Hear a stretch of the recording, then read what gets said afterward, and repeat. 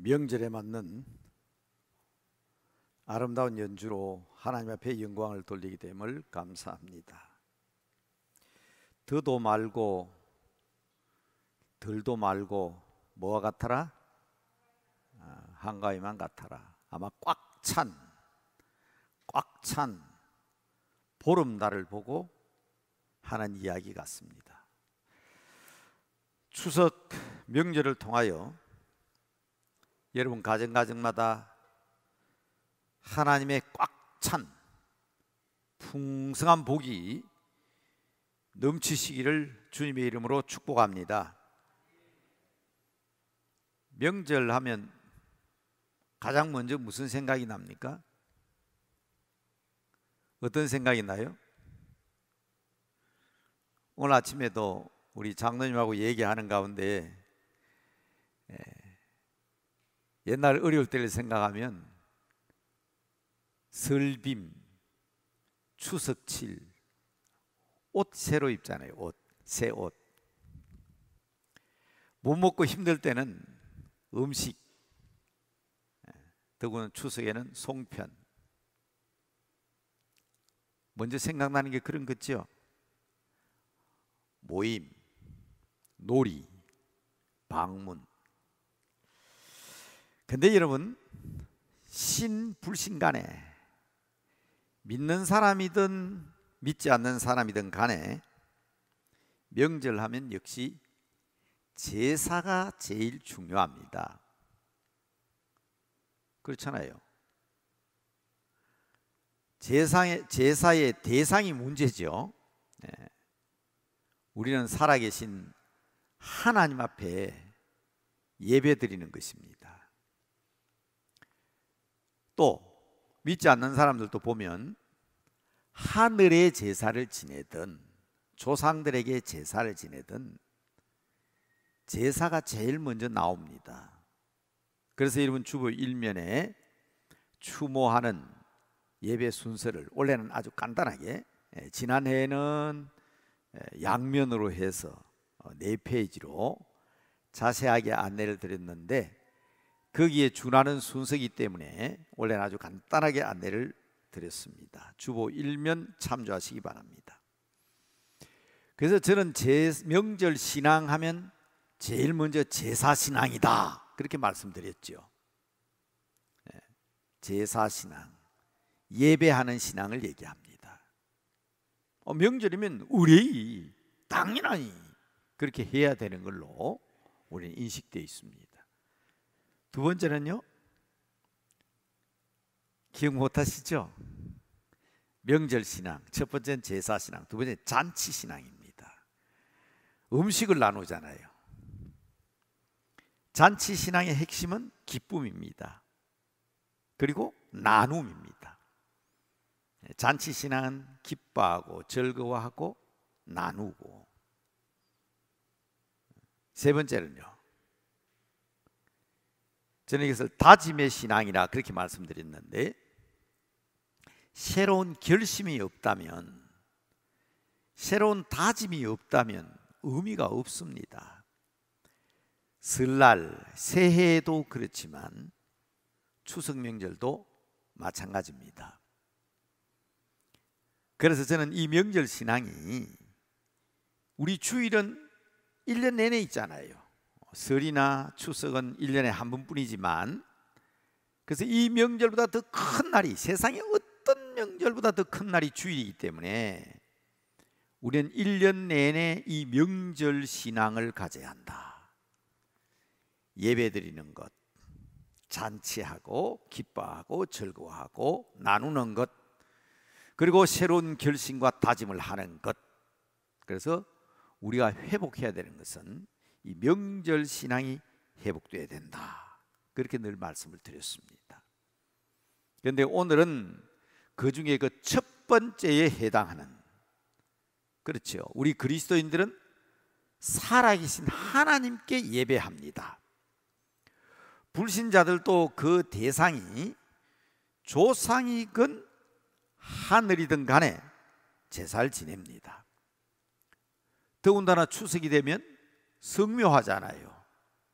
이번에는 코로나로 인해서 공동묘지들은 성묘를 금지시켰다 합디다마는, 그러나 우리 신앙인들도 살아계신 하나님 앞에 예배를 드리지만 명절이 되면 조상들을 생각하며 추모하는 가운데 예배도 드리고, 또 살아계신 부모님도 찾아뵙고,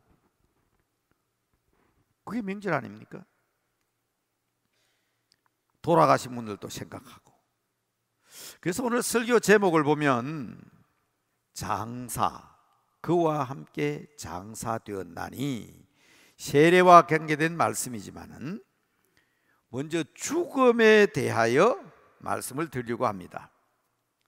교회는 생명을 이야기하는 것이지 죽음을 얘기하는 것이 아니라고 오해하는 분들도 있는 것 같습니다.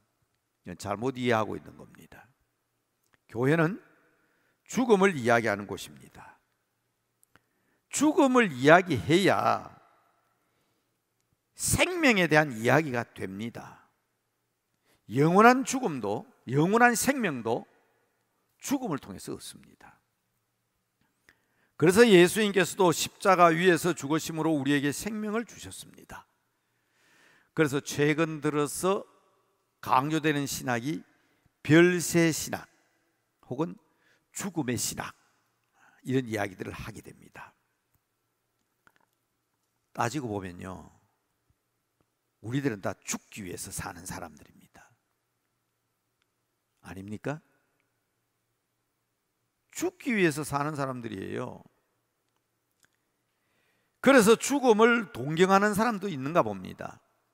우리나라는 세계에서 자살률이 1위라는 부끄러운 기록이 있습니다마는, 분명한 것은 생명의 주인은 하나님이십니다. 그분이 주신 것입니다. 그래서 결국 우리의 생명을 거두어 가실 분도 하나님이십니다. 우리 임의로 생명을 얻고 생명을 버릴 수가 없습니다. 그래서 교회에서는 자살을 가장 큰 죄로 여깁니다. 우리는 죽어야 합니다. 그러나 그 생명의 주인은 하나님이란 사실을 잊어서는 안 됩니다. 자, 그러면서 첫 번째 죽음에 대한 성격을 말씀을 드리는데, 죽어야 완전해질 수 있습니다. 이 땅에 사는 날 동안 완전하지 못해요. 누가 완전한 사람이라고 할 수가 있습니까? 죽어야 완전해지는 거예요. 세상에서 보니까 죽어야 인정을 받더라고. 그러나 성도의 입장에서도 그리스도의 입장에서도 죽어야 천국 가잖아요. 죽어야 영생을 얻고, 오늘 본문 말씀 중심으로 말씀드리고자 하는 것은 죽어야 다시 살 수가 있습니다. 흔히 그런 말 하죠. 죽어서 철든다고. 여러분, 죽어야 인간입니다. 죽지 않는 사람은 없습니다. 안 죽는 사람은 사람이 아니잖아요. 그러니까 죽음과 뗄 수 없는 관계에 있는 것이 우리들입니다. 그런데 세상 사람들은 이해가 안 되는가 봐요. 죽어야 산다? 죽어야 영원한 생명을 얻는다? 논리적으로 생각하면 안 맞지 않습니까? 저는 이 논리에 대한 이야기를 하면 자주 예로 들어서 쓰는 말이 있는데, 동그란 사각형, 앞뒤 논리가 안 맞죠? 사각형은 둥글 수가 없어요. 그래서 동그란 사각형, 이 논리에 안 맞는 말이에요. 그렇죠? 네모난 삼각형, 그런 건 없습니다. 그러니까 죽어야 산다, 죽어서 영생을 얻는다, 이런 말 하면 세상 사람들은 이해가 안 되는가 봐요. 그러나 여러분, 성경은 너무나 분명하고 확실하게 가르치고 있습니다. 죽어야 삽니다. 장사 지낸 바 되어야 합니다. 새 생명의 역사는 죽음을 통해서 이루어집니다. 성경이 말하는 죽음이 무언가부터 아셔야 합니다. 성경이 말하는 죽음은 분리입니다. 분리, 단절입니다. 육체와 영혼이 함께 있어야 사람입니다. 이게 분리되었을 때 이것을 우리는 죽음이라고 얘기합니다. 그 중에서도 가장 심각한 것은 하나님과의 관계입니다. 하나님과의 단절 상태, 하나님과의 분리 상태, 이것을 또한 우리는 죽음이라고 합니다. 육체와 영혼의 분리 상태를 육체적 죽음이라고 합니다. 하나님과 사람의 단절 상태를 영적인 죽음이라고 합니다. 여러분, 이거 분명히 아셔야 합니다. 그러나 여러분, 이러한 분리와 단절의 상태에 머무는 것이 아니라 오늘 본문에서 보시는 것처럼 죽어야 인정을 받고 죽어야 완전해지고 죽어야 다시 산다는 것은 십자가 앞에서 예수 그리스도와 함께 죽고 그와 함께 살아야 성경이 말하는 영생에 대한 진리를 바르게 이해할 수 있습니다. 자, 오늘 본문 말씀 다시 한번 보십시다. 로마서 6장 3절 4절을 읽었습니다. 3절은 우리는 다 세례를 받았잖아요. 우리는 세례를 받았습니다. 예수님의 죽으심과 함께 우리는 죽은 사람이다. 그게 세례의 의미지요. 그러면서 4절 말씀 같이 한번 읽어봅시다. 그러므로 시작. 그러므로 우리가 그의 죽으심과 합하여 세례를 받음으로 그와 함께 장사되었나니 이는 아버지의 영광으로 말미암아 그리스도를 죽은 자 가운데서 살리심과 같이 우리로 또한 새 생명 가운데 행하게 하려 함이라. 그리스도와 함께 죽음으로 말미암아 거기서 끝난 것이 아니고, 죽음이 끝이 아니고 세례를 받은 우리는 그의 죽으심과 함께 죽은 자들이지만, 그러나 그와 함께 한번 따라합시다. 부활한 우리들. 어떻게 된? 부활한 우리들. 예수 그리스도의 다시 사심과 함께 부활한 우리들이라고 하지 않습니까? 여러분, 죽어야 완전해집니다. 저도 어른들이 하는 말 그대로 저도 좀 죽어야 철이 들 것 같아요. 여러분, 죽어야 인간입니다. 이 죽음의 성격이에요. 그런데 여러분, 죽음의 종류를 두 번째로 말씀드립니다. 자, 이미 말씀드렸지만 분리와 단절, 이게 성경에서 말하는 죽음이라고 그랬습니다. 그래서 첫 번째 죽음은 육체적 죽음입니다. 이 육체적 죽음은 육체와 영혼의 분리를 말합니다. 그래서 전도서 3장 20절 21절에 보면 다 흙으로 말미암아 흙으로 돌아가나니 다 한 곳으로 가거니와. 인생의 혼은 위로 올라가고 짐승의 혼은 아래 곧 땅으로 내려가는 줄 누가 알랴. 여러분, 이 죽음은 영원한 죽음이 아닙니다. 육체적인 죽음은 일시적입니다. 멀지 않는 장래에 부활합니다. 그리스도께서 재림하실 때 다시 깨어납니다. 그래서 우리가 요한복음 5장 24절을 달달 외우잖아요. 우리는 생명의 부활로 다시 삽니다. 요한복음 5장 29절 봅시다.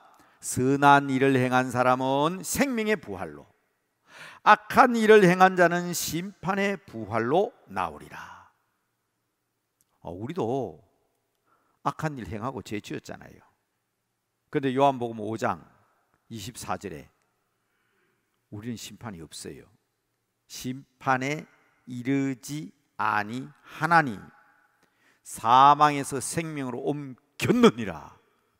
이미 옮겨져 버렸어요. 이유는 죄는 내가 지었지만 벌은 주님이 받으셨다. 이게 그리스도의 연합입니다. 그리스도와의 하나입니다. 우리의 죽음은 단순한 죽음이 아니라 그리스도와 함께 죽은 죽음입니다. 그래서 죽음의 종류를 얘기할 때 두 번째 죽음을 영적 죽음이라고 합니다. 성경은 육체적인 죽음보다도 이 영적인 죽음에 대해서 더 큰 방점을 찍습니다. 육체적인 죽음이 육체와 영혼의 분리라면 영적인 죽음은 뭐라고요? 하나님과의 관계가 단절된 것을 영적인 죽음이라고 합니다.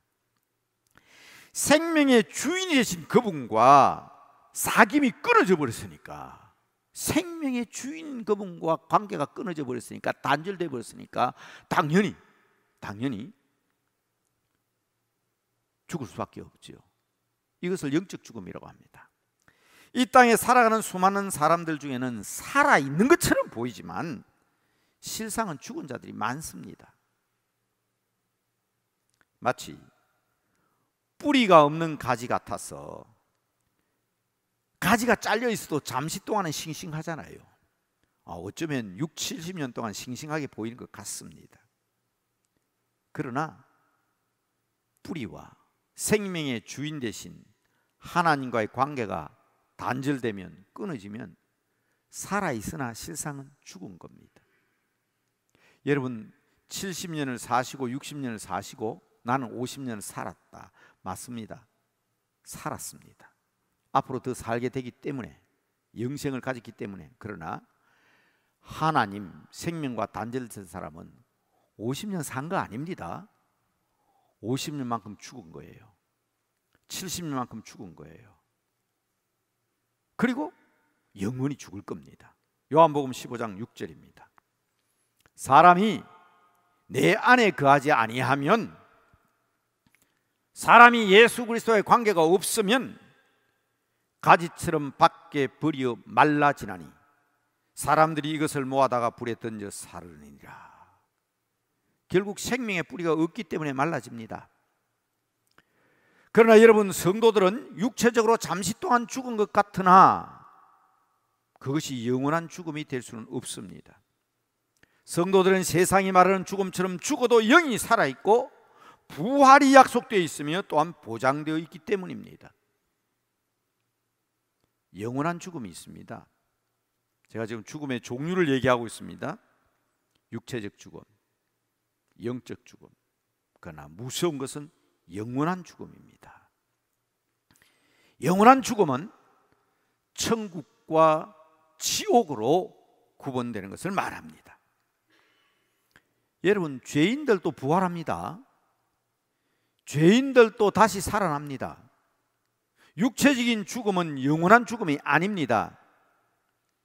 믿는 자들은 부활의 날 신령한 몸으로 다시 살아나 하나님의 영광에 들어갑니다. 그런데 안타까운 것은 불신자들은 부활하지 않는 게 더 좋을 것 같은데 부활합니다. 그게 비극입니다. 왜냐하면 그들의 부활은 심판의 부활이기 때문입니다. 죄의 삭은 사망이라고 했습니다. 이 원칙에 따라 영원한 형벌을 받게 되는데 이것을 우리는 영원한 죽음이라고 얘기합니다. 영적인 죽음은 곧 영원한 죽음과 연결이 되어 있습니다. 믿는 자들의 부활은 이제 하나님과 함께 영원히 살게 되지만, 그러나 그들은 하나님과 함께 살지 못합니다. 관계가 없기 때문입니다. 단절되어 있기 때문입니다.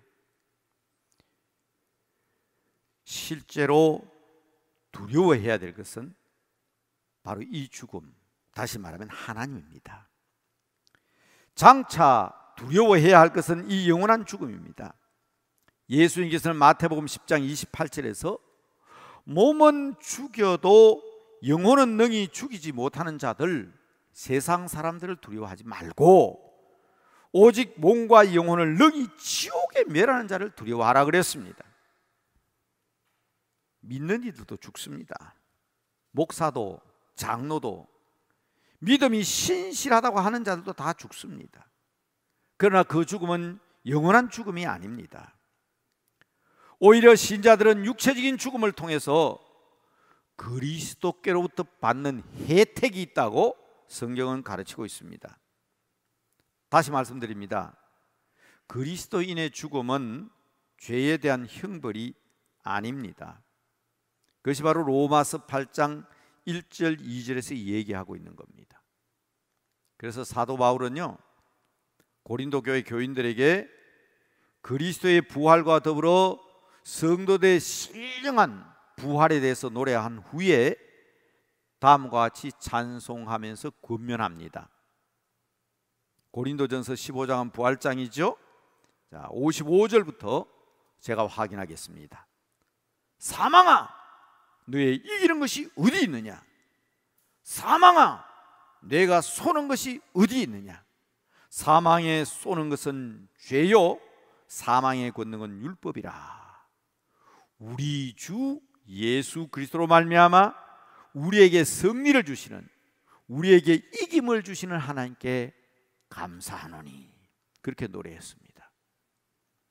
그러므로 우리가 두려워할 것은 죽음이 아닙니다. 정말 하나님을 두려워하는 가운데 오히려 이 죽음을 통해서 우리에게 주시는 그 결과, 그 혜택을 생각하고 승리할 것임을 확실히 믿는다면 고린도전서 15장 58절 뭐라 그랬어요? 그러므로 내 사랑하는 형제들아, 견실하며 흔들리지 말고 주의 일에 더욱 힘쓰는 자들이 되라. 이런 너희 수고가 주 안에서 헛되지 않은 줄 알미라. 일반적으로 죽음은 저주요, 심판이요, 멸망으로 표현됩니다. 적어도 불신자들에게는 이 내용이 틀림없는 사실입니다. 그러나 신자들은 이미 이 영적인 죽음의 상태에서 벌써부터 우리는 벗어나 버렸습니다. 그게 신자의 특권이에요.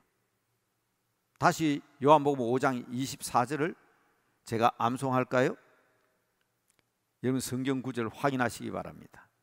여러분도 다 외우고 있는 말씀이지만 한번 확인해 보시기 바랍니다. 진실로 진실로 너희에게 이르노니, 내 말을 듣고 하나님의 말씀을 듣고 또 나 보내시니 예수를 믿는 사람은 뭐라 그러세요? 영생을, 영원한 생명을 얻겠고가 아니고 얻어버렸다 이 말이죠. 얻겠고가 아닙니다. 얻었고 심판에 이르지 아니하나니. 우리 주일 학생들 보래, 나에게 심판이 없네. 여러분 심판의 부활 무서운 겁니다. 그런데 우리에겐 심판이 없습니다. 내가 받아야 될 심판을 주님께서 이미 받았기 때문에 심판에 이르지 아니하나니 사망에서 생명으로 옮겼느니라. 옮겨져 버렸습니다. 그럼 이미 우리에게는 영원한 죽음과 관계가 없습니다. 관계가 없으니 영원한 생명을 얻은 사람들입니다. 그러므로 육체적인 죽음을 두려워하지 말고 당당하게, 어렵고 힘들어도 당당하게 살아가는 그리스도인이 되어야 합니다. 그리스도인의 죽음을 은혜의 방편으로 여기는 이유를 확실히 아셔야 합니다. 먼저 우리의 영혼이 완전히 거룩해지는 것은 다시 말씀드리지만 죽음을 통해서 이루어집니다. 그래서 요한계시록에서 뭐라 그랬어요? 주 안에서 죽는 자들은 복이 있도다. 요한계시록 14장 13절 말씀입니다. 두 번째 혜택은 뭡니까? 신자들은 죽음을 통하여 그 영혼이 즉시 하나님의 영광으로 들어간다. 제가 장례식 때도 하는 말이 있죠. 시신을 앞에 놓고 제가 하는 말이 있습니다. 여기에 안치되어 있는 관 속에 누워있는 시신이 우리 아버지입니까? 우리 엄마입니까? 그러면 화장하면 안 됩니다. 엄마 아버지를 불에 태우는 사람이 어디 있어요? 매장하면 안 됩니다. 어떻게 엄마 아버지를 땅에 갖다 묻어요? 제가 방금 뭐라 그랬어요? 신자들은 죽음을 통하여 영혼이 그 즉시 하나님의 영광으로 들어갔습니다. 천국에 갔어요. 거기에 누워있는 시신은 70년, 80년 혹은 90년 머물러간 집과 같은 것입니다. 이미 떠나셨어요. 우리는 죽음으로 완전히 거룩해집니다. 우리는 지금 성화되어 나날이 거룩해져 가고 있지만 완전히 거룩한 사람이 여기 누가 있습니까? 그러나 죽음은 우리를 완전히 거룩하게 합니다. 우리의 죽음은 그 즉시로 하나님의 영광에 들어가게 합니다. 영화로운 단계로 우리를 들어가게 합니다. 그렇기 때문에 70년 혹은 80년 혹은 90년 동안 그 영혼, 우리 어머니 아버지가 머물다 가신 그 집을 정성스럽게 장례를 치르는 겁니다. 화장을 하거나 매장을 하거나 장례를 치르는 거예요. 만약에 그 자체가 엄마 아빠 같으면 그러면 안 되지요. 그런 법이 어디에 있어요? 여러분, 우리 믿음의 사람들은 분명히 해야 합니다. 부활의 날에 우리의 육신도 물론 신령한 몸으로 변화합니다. 땅에 있는 우리의 장막집이 무너지면 하늘에 속한 영원한 집이 우리에게 마련되어 있습니다. 고린도 후서 5장 1절 말씀이죠. 만일 땅에 있는 우리의 장막집이 무너지면 하나님께서 지으신 집 곧 손으로 지은 것이 아니요 하늘에 있는 영원한 집이 우리에게 있는 줄 아나니. 그리스도인들은 죽음을 통하여 그리스도와 완전히 연합합니다. 그리고 마지막 그날까지 안식을 얻습니다. 그리스도께서 부활하셨던 것처럼 우리들도 부활의 영광을 누립니다. 그런데 말입니다, 지금 우리가 이 땅에 살아있잖아요. 목사님 계속 죽어야 한다? 죽음 이야기하지만 지금 살아있잖아요. 그러나 여러분 분명히 아시기 바랍니다. 우리는 세례를 받음으로 그리스도와 함께 장사된 자들입니다. 죽기 전에 예수 그리스도의 죽음과 합하여 세례를 받은 사람들입니다. 예수 그리스도와 함께 신령한 사람으로 인정을 받았습니다. 이 사실이 중요합니다. 우리는 명절이라 돌아가신 어른들을 추모하면서 예배도 드리고 성묘도 하지만, 그러나 우리는 죽음에 대해서 다시 생각하면서 우리 자신이 어떤 위치에 있는가를 깨달으셔야 합니다. 결론은 그날, 우리가 하나님께로 가는 그날, 육체적 죽음이든 영적인 죽음이든 영원한 죽음이든 초월해서 영원한 그날에 들어갈 사람들이지만, 이 땅에서 이와 같은 복을 주셨다고 선언하실 때에 우리는 분명히 기억해야 될 것이 있습니다. 여러분, 우리는 거룩한 사람들입니다. 신령한 사람들입니다. 하나님의 거룩한 성품으로 충만해야 합니다. 그럼에도 불구하고 아직도 추하고 더럽고 세상적인 것으로 가득 차 있다면 어떻게 우리가 신령한 사람으로서, 그리스도와 연합된 사람으로서 참된 그리스도인이라 할 수가 있겠습니까? 문제는 아직도 옛 것들로 가득 차 있다는 것입니다. 여러분, 주일을 맞으면서 1년 내내 명절 신앙을 가져야 된다고 말씀드렸지만, 이번 추석을 지나면서 우리 스스로 우리 자신을 돌아봐야 합니다. 우리는 신령한 사람들이에요. 우리는 거룩한 사람들이에요. 이름도 성도입니다. 성도. 나의 것, 내 생각, 내 고집, 내 사상, 나의 것으로 가득 차 있다면 결코 신령한 것으로, 새로운 것으로 살 수가 없습니다. 불평하거나 핑계하는 것은 신령한 사람으로서, 새 사람으로서의 삶이 아닙니다. 무엇보다도 내가 책임져야 될 사실을 남에게 전가한다거나 내 스스로 하나님 앞에 회개하기보다는 원망을 하는 일은 더구나 없어야 합니다. 그래서 우리는 죽어야 하는 것입니다. 갈라디아서 2장 20절 말씀처럼 예수 그리스도와 함께 십자가에 못 박혀 죽어야 합니다. 그런데 내가 사는 것은 나를 위하여 자기 몸을 버리신 예수 그리스도와 하나 되어 살고 있는 우리들이 이름만 그리스도인이지, 그리스도인답지 못하게 살고 있다면 영원한 천국을 바라보는 우리들의 모습에서 우리 자신을 빨리 회개하고 비워서 새 사람으로서, 거듭난 사람으로서의 삶을 살아야 한다는 것입니다. 흔히 이것을 비움과 채움이다, 그렇게 표현합니다. 비워야 채워지는 겁니다. 비우는 것이 쉽지는 않습니다. 죽고 살자, 죽어야 산다, 죽자, 그래야 산다, 물론 이 말입니다. 그런데 여러분, 쉽게 비워집니까? 그래서 우리는 주님 앞에 다시 한번 기도하고 엎드려야 하는 겁니다. 더욱더 신령한 은사를 사모하고 더욱 큰 은혜를 사모하라고 그러니까 더 자기 욕심을 채우는 사람들이 있어요. 무슨 얘기인가 하면 더 큰 은혜를 사모하고 더 신령한 것을 사모하면 더 크게 나를 비워야 더 큰 은혜가 임하고 더 큰 사랑이 임하고 더 큰 능력이 내게 임할 거 아닙니까? 그런데 더 큰 은혜를 사모한다고 기도하면서 더 큰 욕심을 거기다 집어넣어요. 더 큰 자기 사상, 자기 생각을 거기다 집어넣는 겁니다. 그러니 더 신령해질 수가 없죠. 여러분, 이 원리를 아셔야 합니다.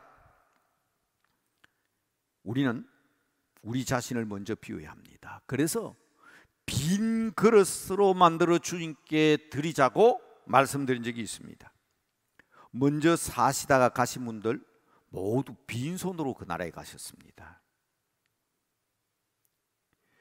그리스도와 함께 사신 분들만 그 나라에 들어갈 수가 있습니다. 여러분, 이 명절에 정작 사모해야 할 것들이 무엇인지 바로 알아야 합니다. 더욱더 큰 은혜를 사모하는 여러분들 되시기를 주님의 이름으로 축복합니다. 그러기 위해서는 먼저 자신부터 비우시기 바랍니다.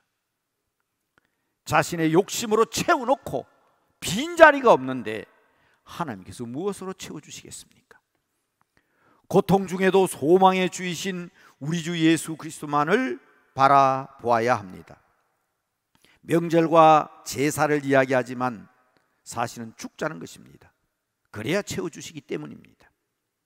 그리고 주님만 바라보면서 말입니다. 그럴 때에 우리의 빈 마음에 말씀과 성령으로 채우게 되고, 그래서 하나님께서 원하시는 신령한 그리스도인으로서의 우리의 삶으로 변화될 수 있다는 사실을 아셔야 합니다. 버려야 합니다. 명절 중이지만 정해진 예배는 드려야 되지 않습니까? 수요일 예배 설교 제목을 보면 어리석은 변론을 버리라 입니다. 여러분, 찬송가 407장 찾으십시다. 407장 우리 1절만 한번 불러봅시다. 1절만. 그리고 우리 기도한 후에 우리 2절, 3절, 4절 하십시다. 407장 찬송. 구주와 함께 나 죽었으니 구주와 함께 나 살았도다. 말씀의 의미가 무엇인지를 확실히 하십시다. 반주부터 합시다.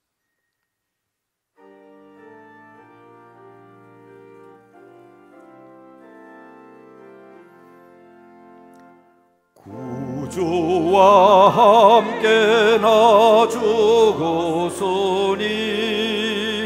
구주와 함께 나 살았도다. 영광의 그날에 이르도록 언제나 주만 바라봅니다. 언제나 주는 날 사랑하사 언제나 새 생명 주시네. 영광의 그날에 이르도록 언제나 주만 바라봅니다.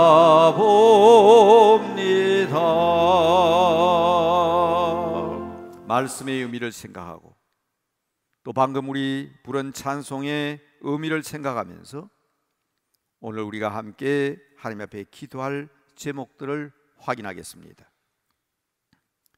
명절을 앞두고 죽음을 생각하며 죽음의 종류를 말씀드렸습니다. 우리의 위치를 다시 한번 확인하시기 바랍니다. 우리의 죄를 고백하십시다. 우리 마음속에 있는 더러운 것들을 비워 놓읍시다. 그래서 주님 앞에 기도하십시다. 저희들을 죽여 주시옵소서. 교회에 나와서 기도할 때마다 우리 남대문 교회 성도들의 공동묘지가 바로 우리 교회가 되게 하옵소서. 그래서 부활의 능력으로 이 공동묘지에서 다시 생명을 얻게 하옵소서. 그리스도와 연합한 자로서 승리의 삶을 살게 하시되 강조했습니다. 신령한 그리스도인. 우리가 신령한 그리스도인에서 변화된 삶을 살면 우리의 이웃들이, 공적 복음이 바로 그겁니다. 우리 자신이 신령한 그리스도인으로서 변화된 삶을 살아야 합니다.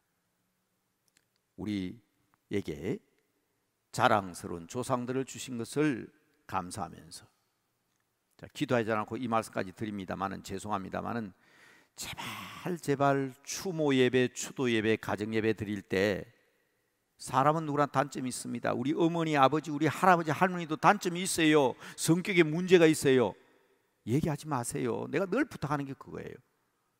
그러면요, 자녀들이 자기들의 못된 성격을 정당화시킵니다. 우리 할아버지도 그랬는데, 우리 아버지도 그랬는데. 초도 예배 때는 좋은 것만 얘기합니다. 본받을 점만 얘기합니다. 그게 잘못된 줄 엄마 아빠는 알지만, 그러나 좋은 점 얘기하셔야 돼요. 그래서 자랑스러운 조상들임을 알고 긍지를 가지게 하고, 그래서 감사하는 가운데 그 나라를 바라보는 신령한 성도가 되게 하옵소서. 오늘 이 시간 우리의 기도 제목이 뿐 아니라 이 명절의 기도 제목이 되시길 바랍니다. 다 함께 기도한 후에 우리 찬송가 2절부터 부르겠습니다. 1절은 우리가 다 불렀으니까, 다 함께 기도하겠습니다. 각자의 음성으로 함께 말씀 생각하면서 기도하겠습니다. 기도하십시다. 아버지, 명절을 앞두고 주님께서 기도합니다. 우리 자신의 죄를 고백합니다. 우리의 연약함을 고백합니다. 죽여 주시옵소서. 죽여 주시옵소서. 우리의 더러운 성격을 죽이게 하시고 습성을 버리게 하시고 아버지 하나님 버릇을 버리게 해주셔서 교회가 아버지 오히려 거룩한 공동묘지가 되어 예수 그리스도와 연합하여 새 사람들 아름다운 역사를 보게 하옵소서. 자랑스러운 조상들을 나가셔서 주님 앞에 예배드리게 하시는 것처럼 부모님과 장차 끝내서 부끄럽지 않는 신령한 성도들이 될 수 있게 하여 주시옵소서. 아버지, 우리의 죄를 고백합니다. 우리의 연약함을 고백합니다. 우리의 부족함을 고백합니다. 주일마다 주님 앞에 나와 예배드릴 때 죄인된 저희들을 죽여 주셔서 바로 이 자리가 그릇된 인간의 죄악과 모든 부족함을 장사 지내는 공동묘지가 되게 하여 주시옵시고, 부활하신 우리 주님과 연합하여 새 사람들은 놀라운 역사가 있게 하여 주시옵소서. 신령한 그리스도인이 되어 가정과 직장과 사회 속에서 모범된 그리스도인, 신령한 그리스도인, 온전한 그리스도인으로서 부족함이 없는 저희들의 삶을 살게 하옵소서. 특별히 우리들에게 자랑스러운 조상들을 허락해 주셔서 믿음의 자리에 이르게 하심을 감사합니다. 원망하지 말게 하시고 핑계하지 말게 하시고 불평하지 말게 하시고 오직 하나님 앞에 감사하는 가운데 신령한 성도로서 장차 만날 믿음의 선배들과 그리스도 앞에서 영생을 누릴 그날을 바라보며 이 땅에서도 승리하는 삶을 살기에 부족함이 없는 우리 모두가 되게 하옵소서. 예수님의 이름으로 기도드리옵나이다. 아멘.